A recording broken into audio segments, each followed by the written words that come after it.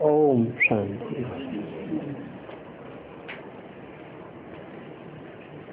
आज का प्रातः क्लास है 23 दिसंबर सन 1967। रिकॉर्ड चला है जले न क्यों परवाना। रूहानी बच्चों प्रति रूहानी बाप समझाए रहे हैं, अर्थात भगवान पढ़ाए रहे हैं। भगवान कहा ही जाता है रूहानी बाप को।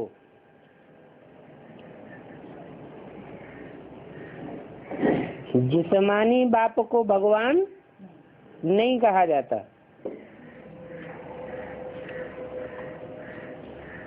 वो चाहे सारी मनुष्य सृष्टि का बेहद का जिस्मानी बाप क्यों नहीं हो, परंतु भगवान कब कहा जाएगा? जब रूहानी स्टेज धारण करने वाला हो। रूहानी स्टूडेंट इन स्कूलों में जो बच्चे पढ़ते हैं,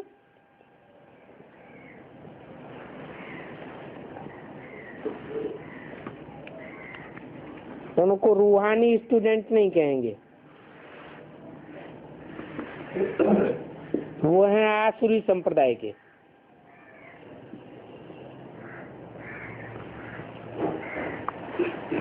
आगे तुम आसुरी व रावण संप्रदाय के थे।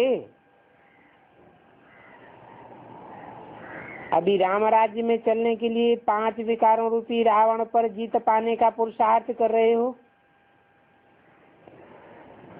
जो ये नॉलेज नहीं प्राप्त करते हैं वो तो आसुरी नॉलेज ही पढ़ते हैं।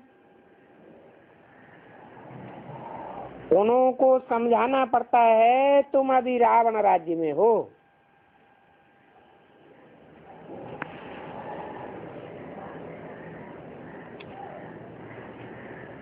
खुद समझते नहीं है। तुम अपने मित्र संबंधी आदि को कहते हो हम बेहद के बाप से पढ़ते हैं, तो ऐसे नहीं कि वो निश्चय कर लेते हैं तुम्हारे कहने मात्र से कि हाँ ये रूहानी बेहद के बाप से पढ़ते होंगे।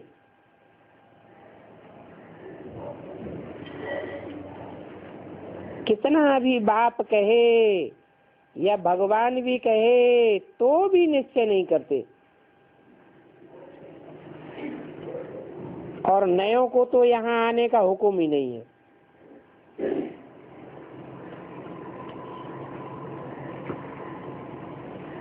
बिगर चिट्ठी व बिगर पूछे कोई आ भी नहीं सकते।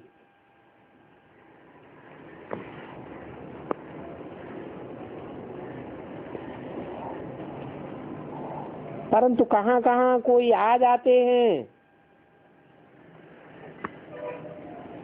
तो ये भी कायदे का उल्लंघन है। क्या क्या कायदे का उल्लंघन है? हैं?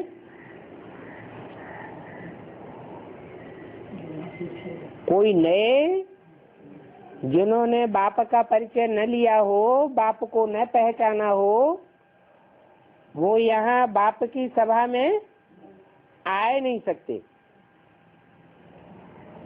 कोई आ जाते हैं तो ईश्वरीय कायदे का उल्लंघन हो जाता है। एक एक का पूरा समाचार नाम आदि लिख करके पूछना होता है। उनको भेज देवे,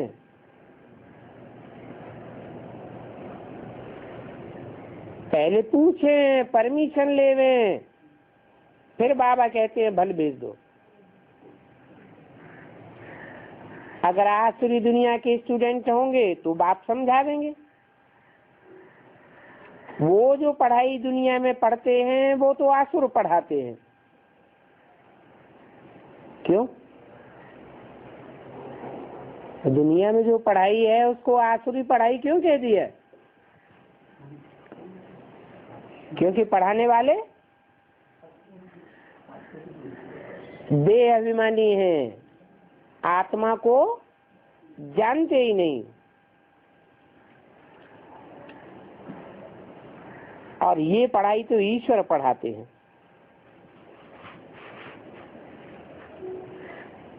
इन पढ़ाई को पढ़ने वालों को आसुरी संप्रदाय नहीं कहेंगे, क्योंकि पढ़ाने वाला सदा ही रूहानियत की स्टेज में रहने वाला है। वो कभी रूह की स्टेज से नीचे नहीं आता।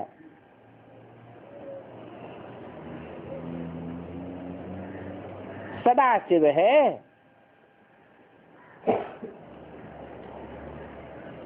उस पढ़ाई से पाई पैसे का दर्जा मिलता है, आसुरी पढ़ाई से। और इस ईश्वरीय पढ़ाई से कौन सा दर्जा मिलता है? जो दर्जा आज तक कोई ले नहीं सका। हिस्ट्री में बड़े बड़े हुए महत्वाकांक्षी, जिन्होंने चाहा कि हम सारी दुनिया के ऊपर राज्य करें, सारी दुनिया को कंट्रोलर बने, परंतु वो सारी दुनिया की राजाई ले नहीं सके। ये विश्व की बादशाही सिर्फ बाप की पढ़ाई से ही मिलती है। इतना ऊंचा दर्जा मिलता है। उस दुनिया में भले कोई बहुत बड़ा इम्तिहान पास करते हैं, फिर भी कहाँ तक कमाते रहेंगे।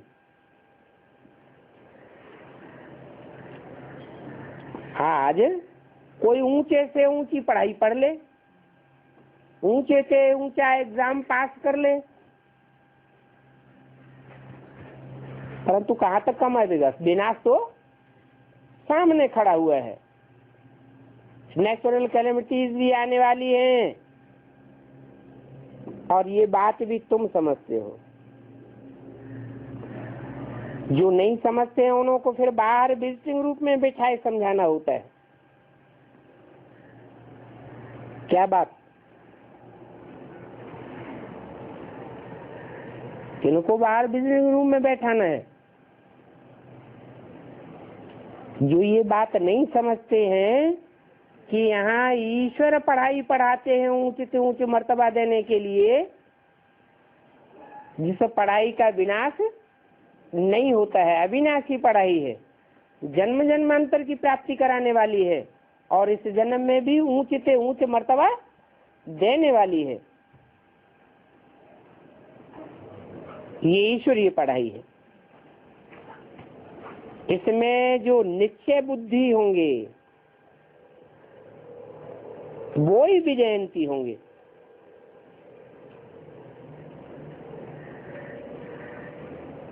निश्चय बुद्धि कम होंगे तो विजयंती भी अंत में कम होंगे। 100% निश्चय बुद्धि तो 100% विजय थे, सारे विश्व पर विजय प्राप्त करेंगे। किस बात पर? निश्चय बुद्धि है। अभी तो बताया कि रूहानी बाप पढ़ाई पढ़ाने वाला आया हुआ है। जो ऊंचे से ऊंचे बाप है, ऊंचे से ऊंचे टीचर है, और ऊंचे से ऊंचे गुरु है।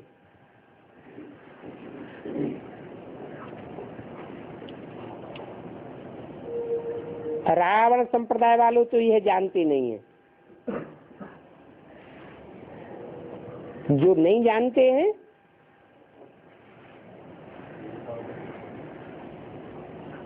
उनको परमिशन नहीं देने चाहिए कहाँ आने की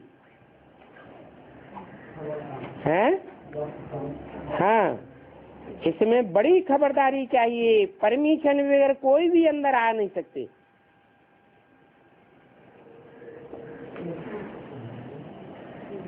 ये कोई घूमने फिरने की जगह नहीं है।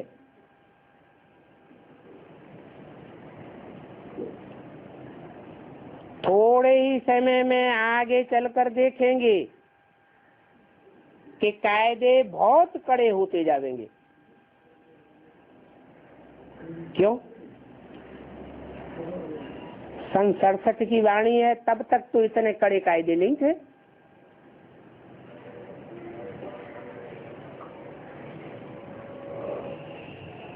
हिंदू महासभा का अध्यक्ष सावरकर आया,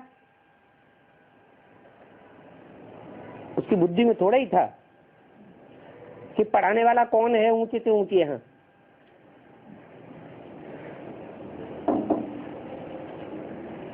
जब चला गया तो पीछे से बाबा ने बोला ये कोई थोड़े ही राजा ही पावेगा।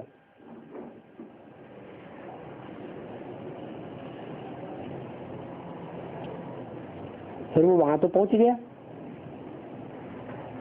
कहाँ पहुंच गया? बाबा के सामने सभा में पहुंच गया ना। तो उस समय की बात नहीं है, आगे चल के ये कायदे कानून बहुत कड़े हो जाएंगे। कितने कड़े हो जाएंगे?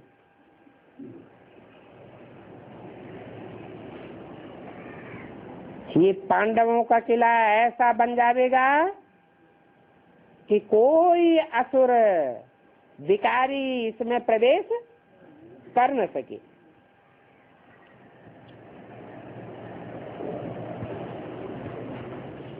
क्योंकि यह है होलीएस्ट ऑफ द होली।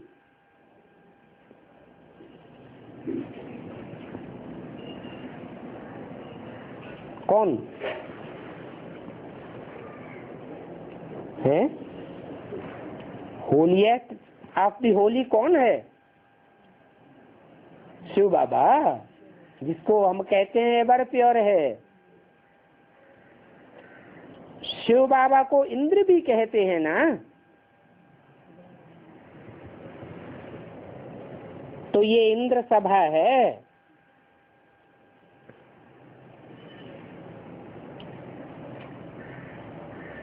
पांडवों ने कौन सी नगरी बसाई थी? क्या नाम था? इंद्रप्रस्थ नगरी बसाई थी ना।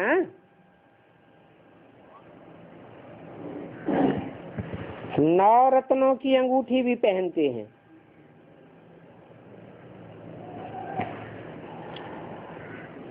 उन रत्नों में नीलम भी होता है, पन्ना माणिक भी होता है।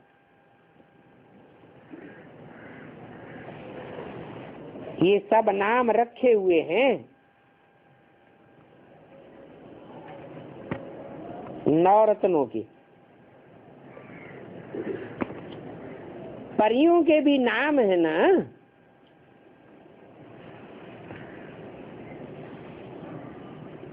क्योंकि तुम परियां पंखों से उड़ने वाली आत्माएं हो। तुम्हारे ज्ञान और योग के पंख हैं जिनसे तुम ऊंची स्टेज में उड़ती हो। शास्त्रों में तुम्हारा ही वर्णन है, परंतु आसुरी संप्रदाय इन बातों को कुछ भी समझते नहीं है। उनकी है आसुरी मिशन। अभी संगम में दोनों आकर के इकट्ठे हुए हैं।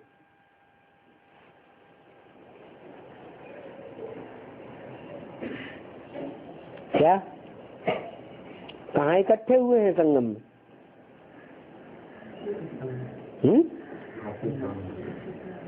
ब्राह्मणों की दुनिया में या बाहर की दुनिया में? बाहर की दुनिया वालों की बात है। ब्राह्मणों की दुनिया की ही बात है। दोनों आकर इकट्ठे हुए हैं। तो रतन जब डालते हैं तो उनमें कोई पुखराज भी होते हैं।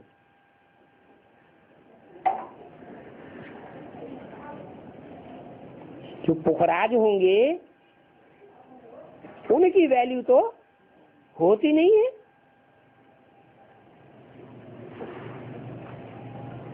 कोई रत्नों का दाम 1000 रुपया तो कोई का दाम 10-20 रुपया। यहाँ बच्चों में भी नंबरवार है।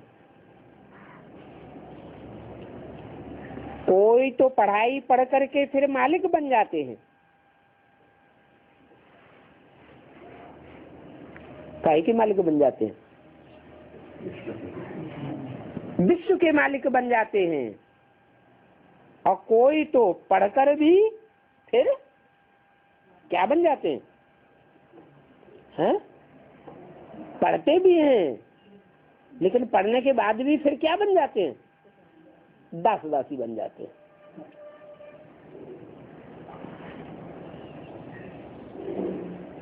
दास दासी, राजा रानी, महाराजा महारानी, राज्याधिकारी, छोटे बड़े, साहूकार, फर्स्ट क्लास, सेकंड क्लास, राजधानी में तो सब प्रकार के चाहिए ना, कि ऊंची क्वालिटी के ही चाहिए?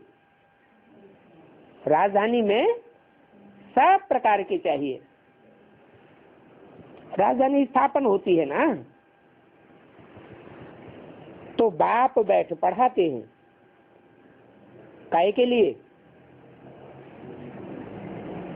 दुनिया की ऊंच से ऊंच राजधानी स्थापन करने के लिए। और कोई धर्म पिताएं आकर के राजाई या राजधानी स्थापन नहीं करते, राजधानी नहीं बनाते। और बाप आते हैं तो राजधानी बना कर जाते हैं। तुम बच्चों की राजाई स्थापन करके जाते हैं, तुम्हारा पक्का पक्का धर्म स्थापन करके जाते हैं। और धर्म भी कैसा? कब तक चलता है? हैं? कितने साल चलता है? और धर्म पिताओं का धर्म की अवधि कितनी है? ज्यादा से ज्यादा 10,000 साल। और तुम्हारा धर्म 5,000 साल तक काबिज रहता है, बल अंत में प्रायः लोप की लिस्ट में आ जाता है, परंतु रहता तो है ना।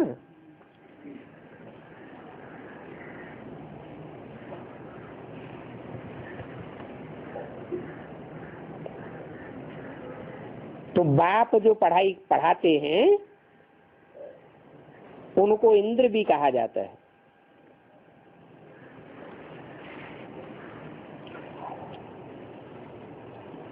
ये है ज्ञान का वर्षा। इंद्र क्या करते हैं? शास्त्र में लिखा है पानी की बरसात बरसाते हैं। वो तो हद की बात हुई, यहाँ है बेहद की ज्ञान बरसात। ये ज्ञान बरसात बरसाए कर कौन सा वर्षा देते हैं? हाँ? ज्ञान की बरसात होती है तो वर्षा कौन सा मिलता है? अरे कोई ज्यादा ज्ञान लेता है, कोई ज्ञान पर विशेष ध्यान नहीं देता है, मस्ती मारता है। तो जो ज्ञान का वर्षा लेते हैं वो ज्ञान का वर्षा सिवाय बाप के और कोई दे ही नहीं सकता। क्यों?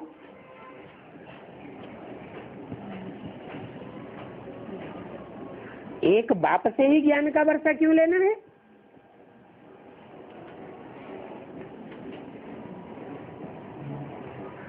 एक बाप से ही ज्ञान क्यों सुनना है? आपस में एक दूसरे से सुनाना शुरू कर दें और उस पर चलना चलाना शुरू कर दें तो हर्जा क्या होगा? कुछ हर्जा होगा क्या? और जो भी सुनावेंगे उसमें कुछ न कुछ अपनी मत या मनुष्य मत मिक्स कर देंगे। और बाप जो भी सुनावेंगे वो तो बाप की ही मत होगी।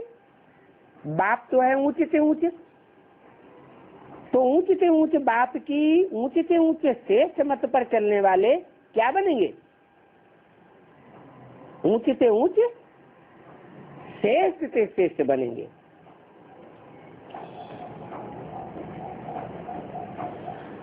इसलिए बोला कि विश्व की बादशाही का वर्षा पाने का ज्ञान तो सिवाय बाप के और कोई दे ही नहीं सकता। तुम्हारी अहम ऑब्जेक्ट ये है, निश्चय हो जाए कि यहाँ ईश्वर पढ़ाते हैं, तो जिनको ये निश्चय हो जाएगा वो इस पढ़ाई को छोड़ेंगे? छोड़ेंगे? छोड़ ही नहीं सकते। और जो होंगे ही पत्थर बुद्धि, उनको तो तीर कब लगेगा ही नहीं।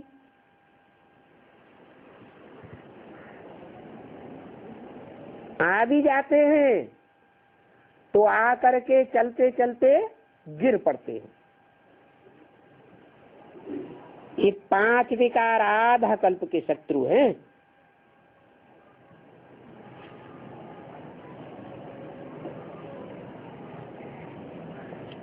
ये शत्रु वार करने से चूकते तो पुराना कोई दुश्मन होगा, पुश्तैनी दुश्मन, जिसके साथ पीढ़ी दर पीढ़ी की लड़ाई चली आ रही हो, तो मौका पाए कि वो छोड़ देगा क्या?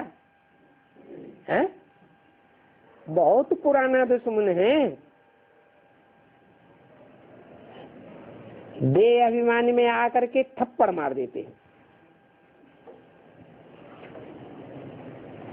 फिर आश्चर्यवत सुनंती कथनती भागंती हो जाते हैं। माया बड़ी दुस्तर है, एक ही थप्पड़ से गिराई देती है। वो समझते हैं हम कभी नहीं गिरेंगे, फिर भी माया थप्पड़ लगाई देती है। यहाँ तो स्त्री पुरुष दोनों को पवित्र बनाया जाता है। क्या वहां भक्ति मार्ग में किसको पवित्र बनाते हैं?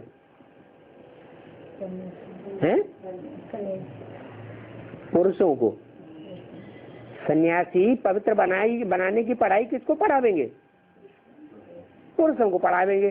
घर बार छोड़ दो, हमारे साथ आके जंगल में रहो, तुम पवित्र बन जाएंगे। वहां सिर्फ पुरुषों को पवित्र बनाते हैं, और यहाँ बाप स्त्री और पुरुष दोनों को पवित्र बनाते हैं।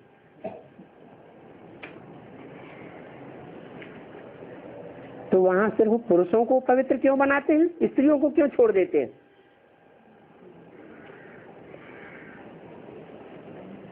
स्त्रियों से डरते हैं। क्या डरते हैं? स्त्री तो सर्पिणी है।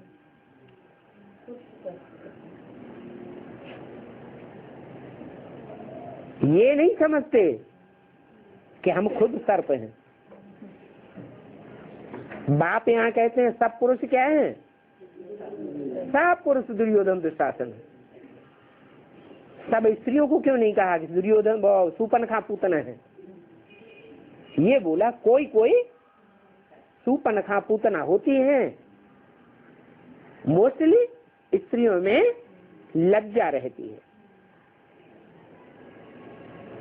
तो यहाँ स्त्री पुरुष दोनों को पवित्र बनाया जाता है।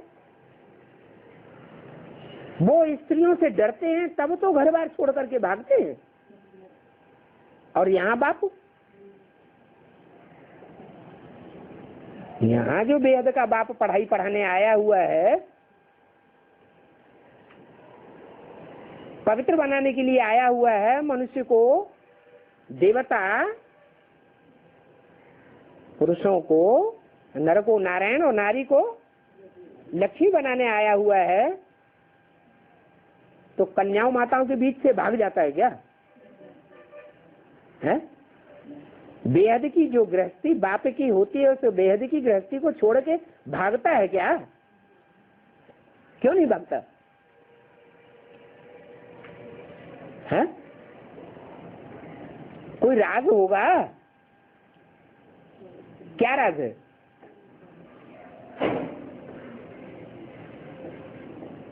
क्योंकि वो सन्यासी आत्मा के स्वरूप को ही नहीं जानते कि मन बुद्धि ही आत्मा है। और यहाँ तो बाप हमको आते ही बताते हैं तुम आत्मा मन बुद्धि स्वरूप हो, तो आत्म की स्थिति में स्थित हो जाएंगे तो 5 विकारों से निजात पाए जाएंगे। बाप स्वयं ही सदैव स्व स्थिति में रहने वाला है। बच्चों को भी क्या सिखाते हैं? 63 जन्म की भल प्रैक्टिस है देह अभिमानी में आने की, फिर भी क्या करो? आत्माभिमानी बनने की प्रैक्टिस करो। तो ईश्वर के सिवाय कोई पवित्र बना ही नहीं सकता। ये ईश्वरीय मिशन है, बाकी सब है आसुरी मिशन।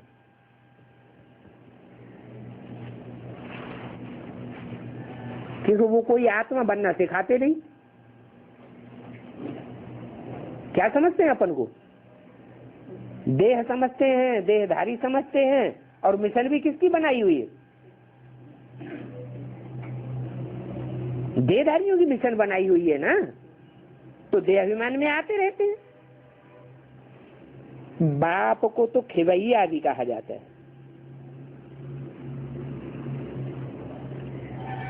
काहे का खिवैया है? ये जो शरीर रूपी नवैया है, इस नवैया का खिवैया भी है। सिर्फ एक नैया का खिवैया नहीं है। क्या नैया बड़ी होती है या जहाज बड़ा होता है? एक एक पानी के जहाज में सैकड़ों नवैया रखी होती है। तो बाप जिस मुकर्रर रथ में प्रवेश करता है वो है जहाज। सिख लोग कहते हैं नानक चाप जहाज, क्योंकि वो नानक को सदगुरु मानते हैं। हिंदू लोग कहते हैं शंकर चाप जहाज। शंकर का जो शरीर रूपी जहाज है वो कैसा जहाज है? ढेरों नवैया उसका आधार लेकर के चलती हैं।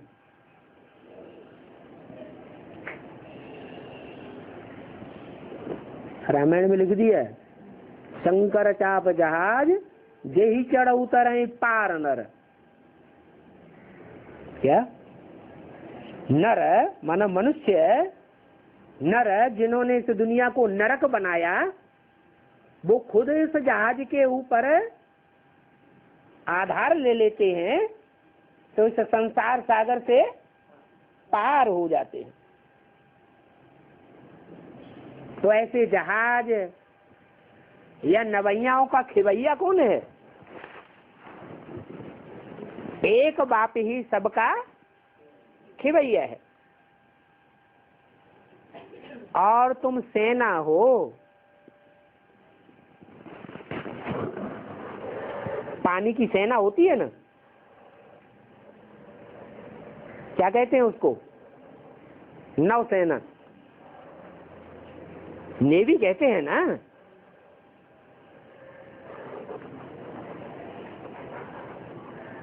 खिवैया आते हैं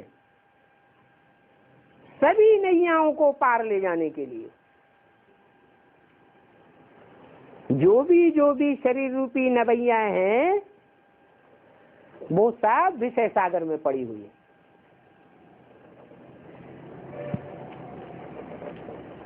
गोते खाती रहती है काय में, विषय विकारों में गोते खाती रहती हैं। जैसे भंवर में नैया घूमती है ना, बहुत डरते हैं कहाँ डूब न जाए। बाप भी समझाते हैं, जो नैया की डोरी बुद्धि रूपी डोरी बाप ने अपने हाथ में ले ली, वो नैया डोलेगी लेकिन डूब नहीं सकती। एक नवैया की बात नहीं है, सभी नवैया को पार ले जाने वाला एक ही खिवैया है। परंतु कौन सी नैया होनी चाहिए? सत्य की नैया या झूठ की नैया? कहते भी हैं सत्य की नैया हिलेगी डुलेगी परंतु डूबेगी नहीं। कितने ढेर के ढेर मठ पंथ हैं, उन मठ पंथों में भक्ति का आडंबर लगा पड़ा है या ज्ञान मार्ग है? भक्ति का आडंबर लगा पड़ा है। अभी ये ज्ञान और भक्ति की जैसे लड़ाई होती है, कब भक्ति की भी विजय होगी और कब ज्ञान की भी विजय होगी।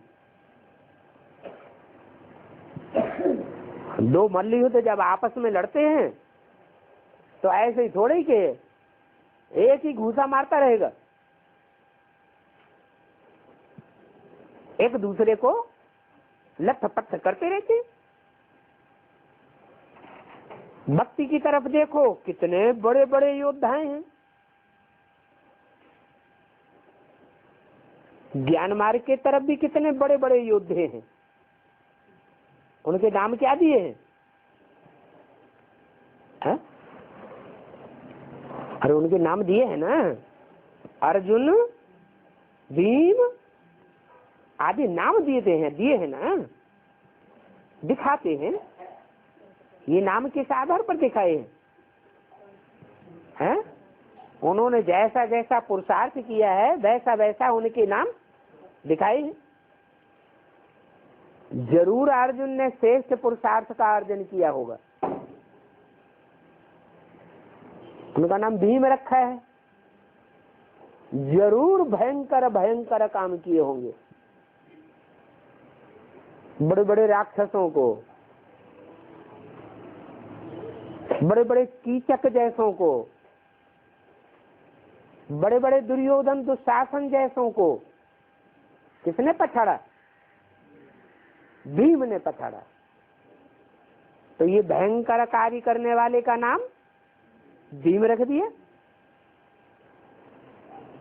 तो ये सब कहानियां बैठ बनाई हैं।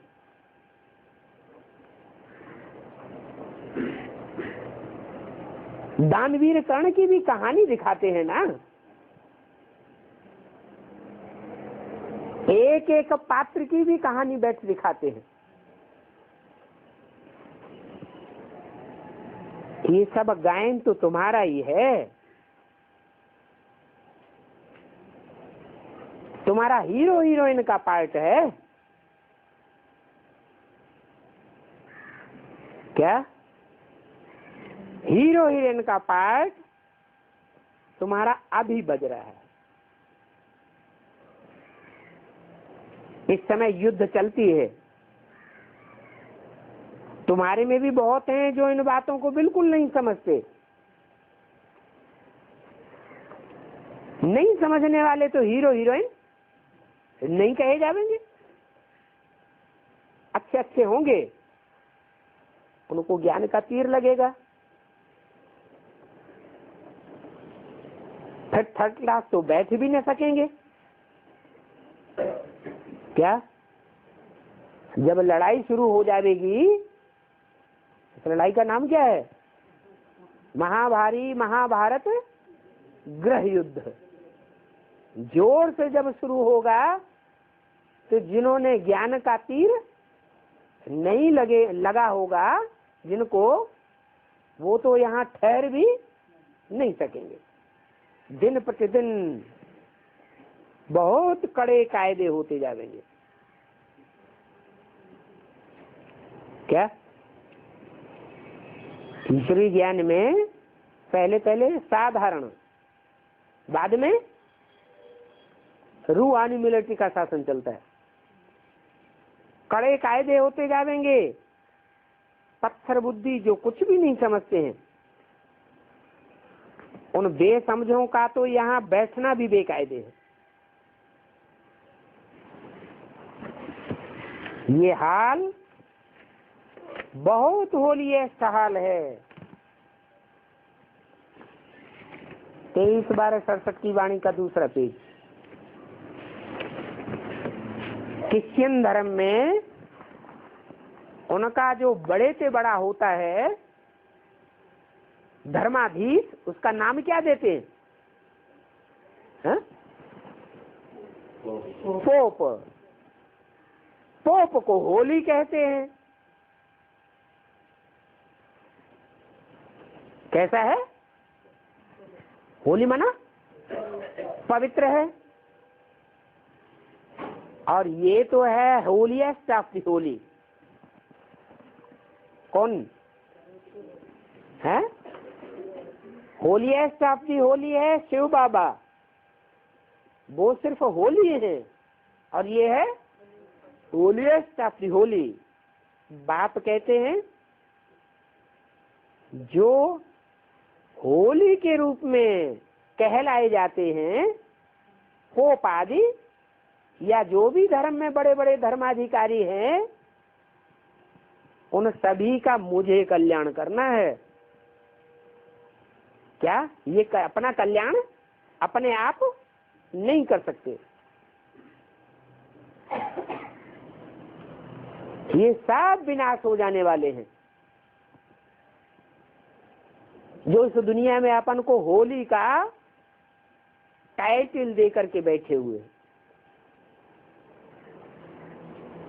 ये भी कोई थोड़े ही समझते हैं। बल सुनते हैं, परंतु एक कान से सुन करके दूसरे कान से निकाल देते हैं। न कुछ धारण कराते हैं न कुछ धारण करते हैं। ऐसे गूंगे मोरे बहुत हैं। ये दुनिया ही बंदरों की है। तुम बच्चों को तो बाप ने सिखाया है hear no evil, talk no evil, see no evil.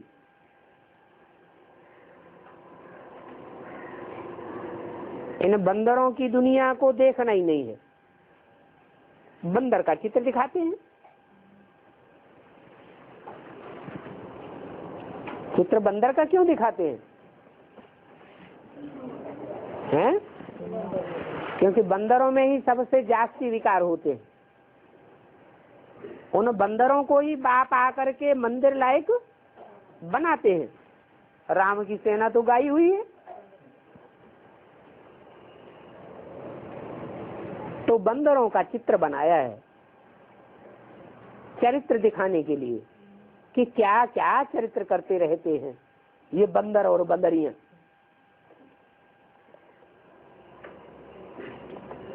परंतु ये तो बंदर मनुष्यों के लिए कहा जाता है। उन बंदरों की सेना की बात थोड़े ही है कि रावण ने मनुष्यों की सेना ली और राम भगवान को जानवर बंदर मिल गए।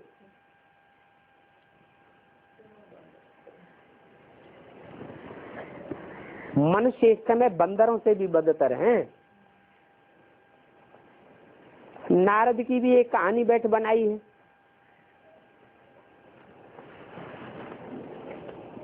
उनको बोलो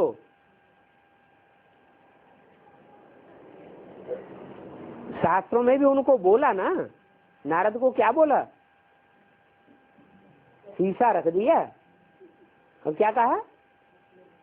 तुम अपने शकल तो इस शीशे में देखो। कौन सा शीशा रख दिया? ज्ञान का दर्पण रख दिया।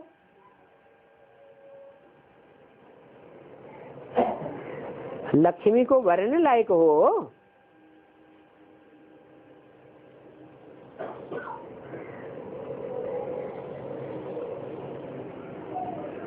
पांच विकार तो अंदर में नहीं है। अपन को अपने आप ही देखो। जैसे साक्षात्कार हो जाता है। को तो बंद आंखों का साक्षात्कार होता है, और ये नारद को कौन सा साक्षात्कार होता है? खुली आंखों से बुद्धि का साक्षात्कार हो जाता है। तुम बुद्धि का तीसरा नेत्र खोलते हो ना, तो उनकी समझ में आता है। जैसे हनुमान का भी साक्षात्कार होता है। हनुमान की भी पूजा करने वाले बहुत हैं। हनुमान बंदर की पुजारी, तो वो भी बंदर आसुरी संप्रदाय ही होंगे क्या? हनुमान के पुजारी होंगे तो क्या होंगे? वो भी बंदर संप्रदाय ही होंगे ना। किसको कहो तुम बंदर आसुरी संप्रदाय हो, तो बिगड़ पड़ेंगे।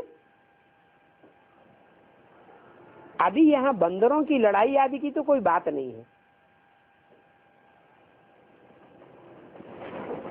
वहां सीलोन में जाते हैं, लंका में, तो वहां बहुत बड़े बड़े पत्थर पड़े हैं समुन्द्र में। कहते हैं बंदरों ने पुल बांधी।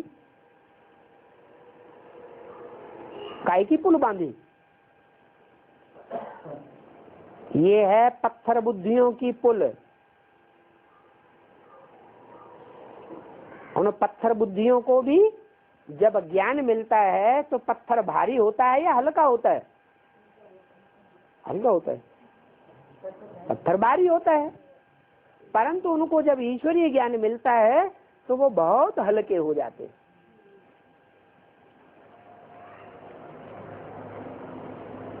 बड़े बड़े पत्थर पड़े हुए हैं यादगार समंदर में। बंधन संप्रदाय भी बातें ऐसी ही करते हैं। बात मत पूछो, पत्थर बुद्धियों जैसी। बाप कहते हैं कल्प कल्प ये होता आया है। मैं आकर के तुमको पारस बुद्धि बनाकर जाता हूं, फिर इतना पत्थर बुद्धि कौन बनाए देता है जो बात ही समझ में नहीं आती। सतयुग में ये कुछ भी बातें नहीं होंगी। कौन सी बातें? वहां कोई भी पत्थर बुद्धि नहीं होंगे। ये पुरानी दुनिया ही खत्म हो जाएगी। जो पक्के निश्चय बुद्धि होंगे वो समझते हैं कि कल पहले भी हमने ये राज्य लिया था। बाप कहते हैं बच्चे अभी दैवी बुद्धि धारण करो। क्या बुद्धि कौन सी धारण करो? बुद्धि माने अकल, मत। कौन सी मत धारण करो? या तो ईश्वरीय मत धारण करो या तो देवताई मत धारण करो। अभी कोई भी बेकायदे काम नहीं करो। कोई भी माना है? समाज के कायदे होते हैं, ईश्वरीय कायदे तो हैं ही। समाज के कायदे होते हैं, सरकार के कायदे होते हैं, कुदरत के भी कायदे कानून होते हैं। उन कोई भी कायदे कानून को तोड़ना नहीं है। स्तुति निंदा सब में धैर्य धारण करना है। कोई हमारी निंदा करे, मुख के सामने ही आकर के निंदा करते रहे, तो क्रोध नहीं आना चाहिए। नहीं तो क्रोध आते आते आदत पड़ जाएगी। क्या आदत पड़ जाएगी? कोई थोड़ी भी निंदा करेगा और हमको क्रोध आ जाएगा। तो क्रोध में कुछ न कुछ वाचा से या कर्मेंद्रियों से विकर्म बन जाता है। तुम असुर से देवता बनते हो तो तुमको कितना नशा होना चाहिए। तुम कितने स्टूडेंट हो जो असुर से देवता बनते हो? थोड़े हो या बहुत हो? थोड़े से हो जो असुर से देवता बनते हो इसी जन्म में। पढ़ाई यहाँ पढ़ते हो तो असुर से देवता कहाँ बनेंगे? इसी जन्म में बनेंगे या अगले जन्म में? इसी जन्म में बनते हैं। और भगवान बाप तुमको पढ़ाते हैं। वहां तो डॉक्टर की पढ़ाई पढ़ावेंगे, इंजीनियरिंग पढ़ावेंगे, वकालत पढ़ावेंगे। वहां पढ़ाने वाले कौन है? मनुष्य गुरु। और मनुष्य गुरु एक जन्म की पढ़ाई पढ़ावेंगे और बाप आकर तुमको 21 जन्म के लिए पक्की पढ़ाई पढ़ाते हैं। और 21 जन्मों के आधार पर 63 जन्म की भी तुम पढ़ाई पढ़ लेते हो। भगवान बाप पढ़ाने वाला तुम्हारा डायरेक्टर है, डायरेक्शन देते हैं। कई ये बात भूल जाते हैं कि हमको डायरेक्शन देने वाला कौन है, हमको पढ़ाई पढ़ाने वाला कौन है। क्यों भूल जाते हैं?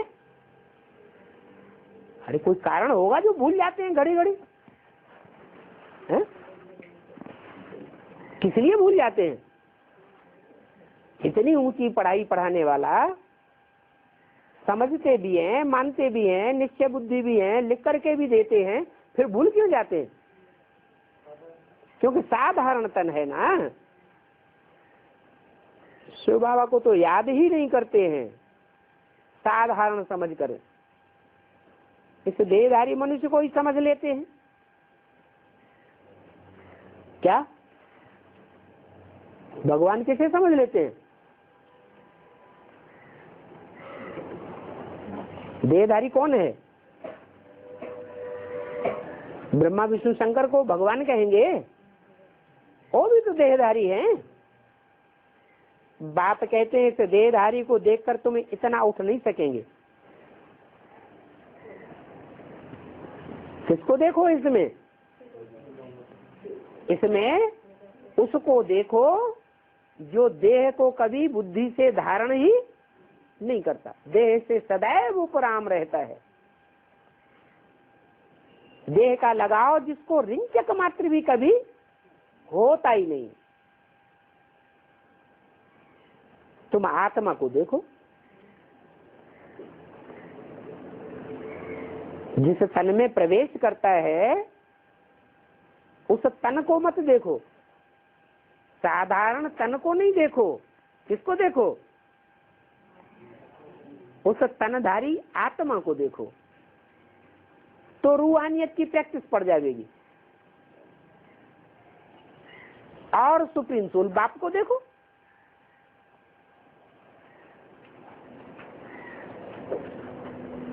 इसको देख करके तुम इतना उठ नहीं सकेंगे। आत्मा यहाँ भ्रकुटी में रहती है ना।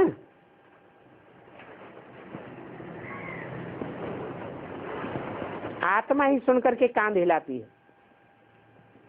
तो हमेशा आत्मा से बात करो। तुम आत्मा शरीर रूपी तख्त पर बैठी हो। पहले तुम तमो प्रधान थे, अभी सतो प्रधान तुमको बनना है। अपन को आत्मा समझ, बाप को याद करने से देह का बंध टूट जाएगा।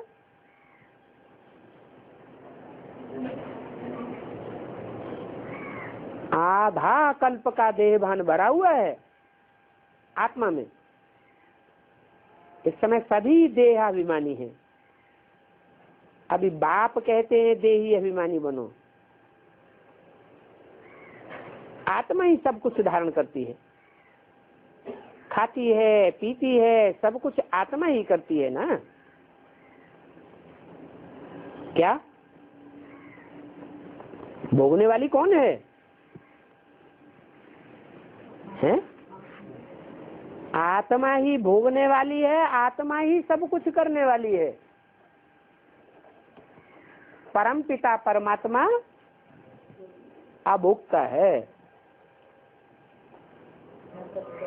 वो कुछ भी नहीं करता है, कुछ भी नहीं करता है। ज्ञान सुनाता है कि नहीं सुनाता है? ज्ञान सुनाता है। ज्ञान भी लगाव पूर्वक सुनाता है या बेलगाव से सुनाता है? साक्षी होकर के सुनाता है या अटैचमेंट पूर्वक सुनाता है? साक्षी होकर के सुनाता है। कोई सुनेगा, कोई नहीं सुनेगा, कोई ध्यान देगा, कोई ध्यान नहीं देगा। तो जो ध्यान नहीं देते हैं, 70 साल हो गए, वो सुनाता ही जाता है, समझाता ही जाता है, और ध्यान न देने वाले ध्यान अभी भी ध्यान नहीं दे रहे हैं, तो क्या थप्पड़ मारता है? गुस्से में आके कभी थप्पड़ मारता है? नहीं मारता है। क्यों नहीं मारता? क्योंकि वो साक्षी दृष्टा, साक्षी होकर के पढ़ाई पढ़ाता है। पढ़ेंगे अपने लिए पढ़ेंगे, नहीं पढ़ेंगे अपना नुकसान करें, ये भी बताता है। पढ़ेंगे लिखेंगे बनेंगे जन्म जन्मांतर के नवाब, और रोलेंगे पिलेंगे, खुद रोएंगे दूसरों को रुलाएंगे, खुद तंग होंगे दूसरों को तंग करेंगे, तो यहाँ भी खराब बनेंगे और वहां भी दासदासी बनते रहेंगे।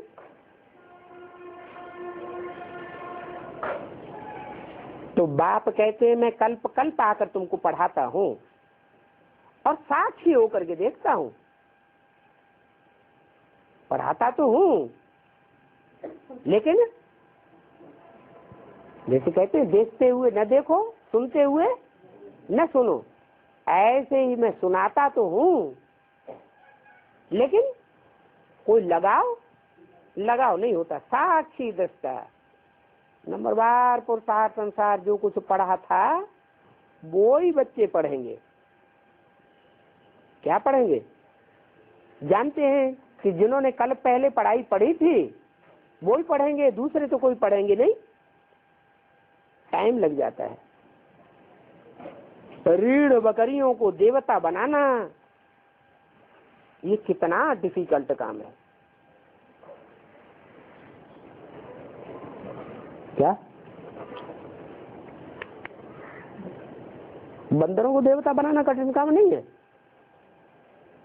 बंदरों को भी देवता बनाना कठिन काम है। वो तो रुद्रमाला के हैं। वो तो फिर भी थोड़ा समझू है, लेकिन रीढ़ बकरियां कहाँ हैं? ज्यादा बेसिक नॉलेज में है, एडवांस में है? बेसिक नॉलेज में। त्रिमूर्ति में भी एक बकरी है, एक घोड़ा है, एक शेर है। बकरी क्या करती है?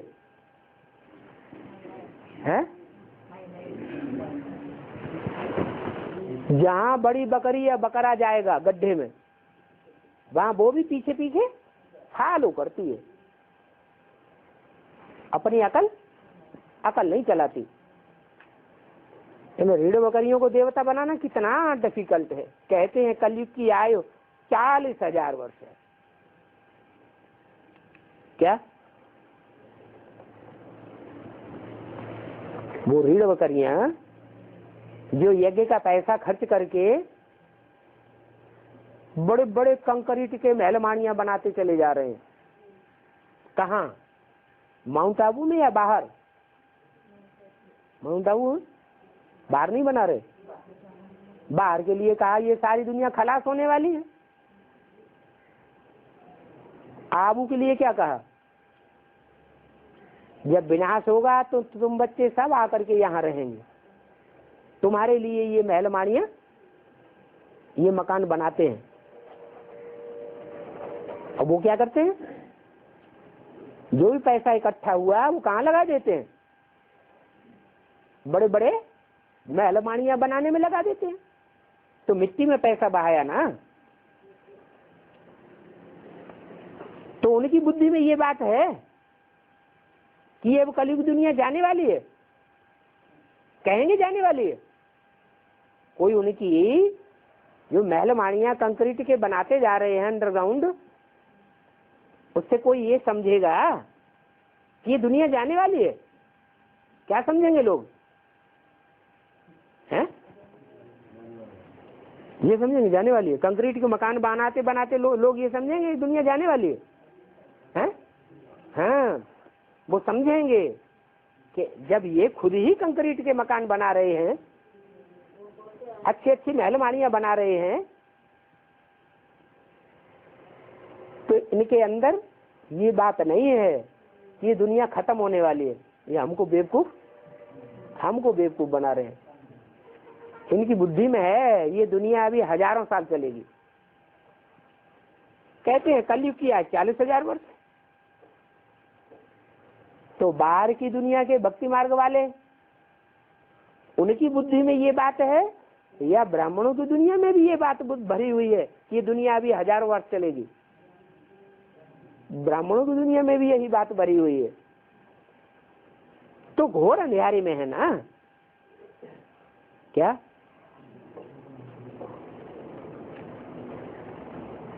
जैसे कबूतर के सामने ही बिल्ली आ जाए और बिल्ली कबूतर आंखें बंद करके बैठ जाए, तो जान बचेगी? है? आंखें बंद करने से बिल्ली भाग जाती है क्या? ऐसे ही महल माड़ियां अटारियां बड़े बड़े धंधे करने में बुद्धि बिजी हुई पड़ी। वो समझते हैं इस दुनिया का विनाश होने वाला नहीं है। तो घोर अंधियारे में है ना, अज्ञान का अंधियारा है। भक्ति और ज्ञान में रात दिन का फर्क है। उनके अंदर जो ये अज्ञान चल रहा है, वो अज्ञान किसने भरा? कि दुनिया अभी ऐसे ही चलती आई है, ऐसे ही चलती रहेगी। बाबा तो शुरुआत से ही कहते चले आए हैं ये विनाश हो जाएगा, विनाश हो जाएगा। विनाश कुछ होने वाला नहीं है। तो ये जो भक्ति की बात उनकी बुद्धि में बैठी हुई है,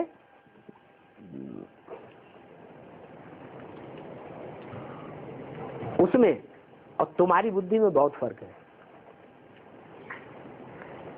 तुम्हारी बुद्धि में है कि ये सब खलास होने वाला है, तो जिसकी बुद्धि में ये होगा कि ये सब खलास होने वाला है, तो अपना तन मन धन ईश्वरीय सेवा में सफल करेगा या बैंक बैलेंस बढ़ाएगा, महलमानियां बनाएगा, क्या करेगा? सब कुछ ईश्वरीय सेवा में लगाएगा। ये भी समझने की बातें हैं। बच्चे बड़े खुशी में भरे हुए होने चाहिए। सब कुछ है, कोई तमन्ना नहीं है। जानते हैं कल पहले में सर हमारी सभी मनोकामनाएं पूरी होती हैं, इसलिए तुम्हारा पेट भरा रहता है। कौन सा पेट? बुद्ध रूपी पेट भरपूर रहता है। जिनको ज्ञान नहीं है उनको थोड़ा ही कहेंगे उनका पेट भरा हुआ है। उनका पेट पीठ से लगा रहता है, जैसे कि पेट खाली हुआ पड़ा है। तुमको तो खुशी जैसी खुराक नहीं है। ये खुराक कब आती है? खुशी की। जिनकी बुद्धि में ईश्वरीय ज्ञान भरा हुआ है, वो सुबह से लेकर के शाम तक ईश्वरीय सेवा में लगे रहेंगे। ईश्वरीय सेवा करने से उनको खुशी का मेवा स्वतः ही मिलता रहता है। जिनको ये ज्ञान नहीं होगा, ईश्वरीय ज्ञान, वो ईश्वरीय सेवा में लगे रहेंगे या अपने देह की सेवा में लगे रहेंगे। देह की परवरिश बनी रहे, खूब धन दौलत इकट्ठी करो, खूब मकान महल माड़ियां बना लो, अपने नाम से रजिस्ट्रेशन करवा लो। तो ये अज्ञान है, ये ज्ञान है। ये तो अज्ञान में सोए पड़े हैं। तुमको तो जन्म जन्मांतर की राजाई मिलती है। वो अपने अज्ञान के कारण थोड़े समय के लिए अभी खुश हैं कि हमने इतनी दौलत इकट्ठी कर ली, इतने महल माड़ियां बना लिए, उनका अल्पकाल का सुख है। और तुम्हारा 21 जन्मों का तो है ही है, लेकिन 21 जन्मों के आधार पर तुम्हारा 63 जन्मों का भी हिसाब किताब सुख का बन जाता है। तो इसके लिए पूरा महावीर बनना है, खुशी न जाने पाए। क्या ज्ञानी का मतलब क्या है? ज्ञानी वो है जो सदैव खुशी में रहे, कोई दुख का माहौल आ जाए तो भी उसको खुशी में पलट दे। ज्ञान की इतनी पराकाष्ठा चाहिए। इतना महावीर बने कि माया हिला ही न सके। बाबा कहते हैं इन आंखों की बड़ी संभाल करनी है, केवल दृष्टि न जाए। स्त्री पुरुष को देखने से ही ललचायमान हो जाते हैं। अरे तुम तो भाई बहन हो, कुमार कुमारियां हो, फिर कर्मेंद्रियों की ये चंचलता क्यों होती है? बड़े बड़े लखापति करोड़पतियों को भी माया खलास कर देती है, तो गरीबों को भी एकदम मार देती है। 10 वर्ष के अच्छे अच्छे चलने वाले तो भी जैसे मुर्दे बन जाते हैं। क्या बाबा को किस समय की बात याद आई? यज्ञ के आदि में कोई रहे होंगे, सन 36 से 46 तक चलते रहे होंगे, और फिर क्या हुआ? अचानक मर पड़े। फिर कहते हैं बाबा हमने धक्का खाया। अरे तुमने 10 वर्ष के बाद में लो, हम तुम पाताल में गिर पड़े। तुम्हें कहते हैं ना ऊपर है स्वर्ग, यहाँ से पृथ्वी का है मनुष्य लोग, और नीचे पाताल में है राक्षसी लोग। तो कौन से लोग में गिर पड़े? राक्षसी लोग। ऐसों का तो सिर्फ मुंह भी देखना अच्छा नहीं लगता। कौन ऐसों का? जो ईश्वरीय ज्ञान में ऊंचे चढ़ करके ऊंची चाड़ी पाए करके फिर नीचे गिर जाते।